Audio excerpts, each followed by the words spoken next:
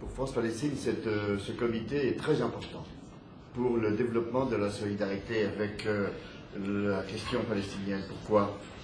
Et c'est lié au contexte aujourd'hui.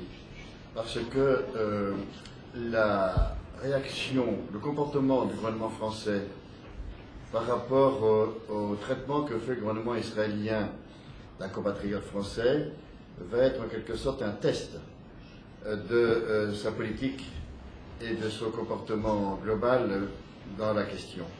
Et ça se fait dans un contexte précis, un contexte où aujourd'hui, sous la présidence française, la France est en train de faire accepter qu'il y ait un rehaussement de la relation entre Israël et l'Europe, puisque Israël a demandé que finalement elle soit un quasi-membre de l'Union européenne, avec toute une série de privilèges, sans aucune conditionnalité.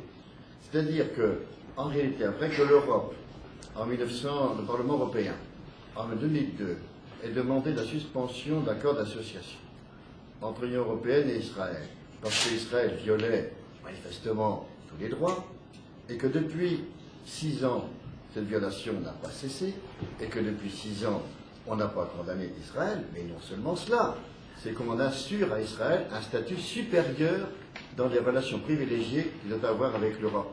Nous sommes là dans cette situation générale de l'Europe et de la France, et je crois que le comité, avec sa représentativité qu'il a dès aujourd'hui, peut être à même finalement de montrer qu'il n'est pas possible d'accepter une situation de maintenir cette impunité, quoi.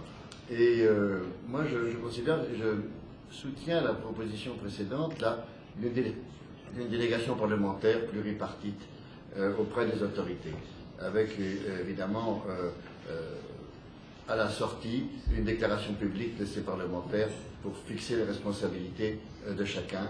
Je crois que ça serait vraiment un acte, si j'ose dire, citoyen extrêmement significatif dans la période. Je vous remercie.